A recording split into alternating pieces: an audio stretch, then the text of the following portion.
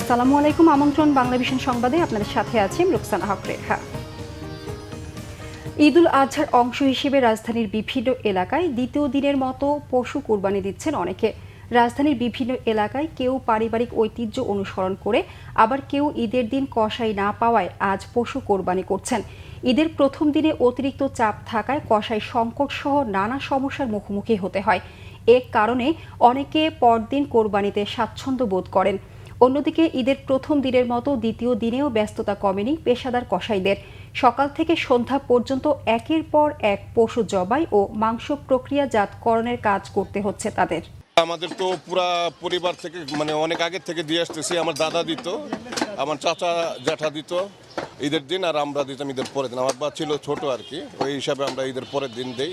ভালোই লাগে, খারাপ লাগে না, কারণ ঈদের দিন তো শেষ হয়ে যায় সবকিছু। তো ঈদের পরের দিন করার হলো যে আরেকটু ইমেজটা থেকে যায়, ঈদের ইমেজটা থেকে যায়। এই ঈদের দিন কসাইদের ডিমান্ড অনেক, যার কারণে কসাই পাওয়াও যায় না অনেক সময়। যার কারণে আমরা মনে করেন আজ থেকে আরও প্রায় 20 বছর আগে থেকে আমরা ঈদের দ্বিতীয় দিন আর কি গরু ফালায় থাকি।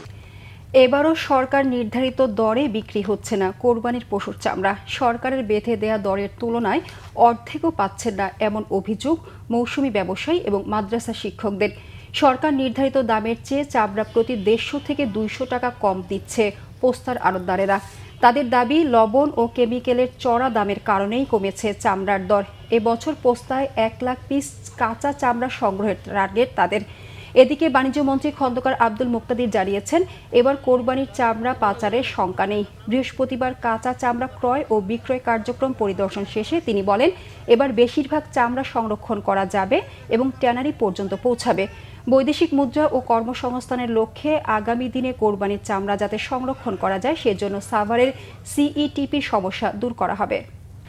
যুক্তরাষ্ট্র ইরান চলমান যুদ্ধবিরতির মেয়াদ বৃদ্ধি এবং ইরানে পরমাণু কর্মসূচি নিয়ে আনুষ্ঠানিক আলোচনা শুরু করার জন্য 60 দিনের একটি সমঝোতা স্মারক চূড়ান্ত হয়েছে। দুই দেশের শীর্ষ নেতাদের অনুমোদন পেলেই এটি কার্যকর হবে। উপসাগরীয় অঞ্চলে নতুন করে হামলা পাল্টা হামলার খবরের মাঝেই এই চুক্তির কথা সামনে এলো।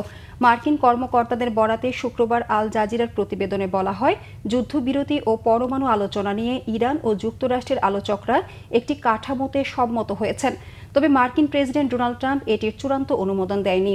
এমনকি ইরানের নেতাদের পক্ষ থেকেও এ বিষয়ে চূড়ান্ত কিছু জানানো হয়নি। চুক্তির আওতায় হরমুজ প্রণালীতে নৌ অবরোধ তুলে নেবে যুক্তরাষ্ট্র। নিষেধাজ্ঞা তুলে নেওয়ার পাশাপাশি তেল বিক্রিতে দেবে পূর্ণ স্বাধীনতা। এই 60 দিনে ইরানের সমৃদ্ধ ইউরেনিয়ামের ভবিষ্যৎ নিয়ে চূড়ান্ত আলোচনা হবে। এছাড়া এই সমঝোতার স্মারকে লেবাননে ইসরায়েল ও হিজবুল্লাহর মধ্যকার যুদ্ধ বন্ধের বিষয়টিও উল্লেখ থাকবে। এদিকে লেবাননে হামলা চালিয়ে নারী শিশুসহ আরও 20 জনকে হত্যা করেছে ইসরায়েলি বাহিনী। ফিলিস্তিনের গাজায় শিশুসহ হত্যা করেছে অন্তত 10 ফিলিস্তিনিকে। ভূখণ্ডটির 70% নিয়ন্ত্রণে নিতে সেনাবাহিনীকে নির্দেশ দিয়েছেন প্রধানমন্ত্রী বেনিয়ামিন নেতানিয়াহু। এই ছিল এখনকার মতো, পরের সংবাদ বেলা 12টায়। এর আগে দেখার আমন্ত্রণ রইল। এতক্ষণ সঙ্গে থাকায় ধন্যবাদ।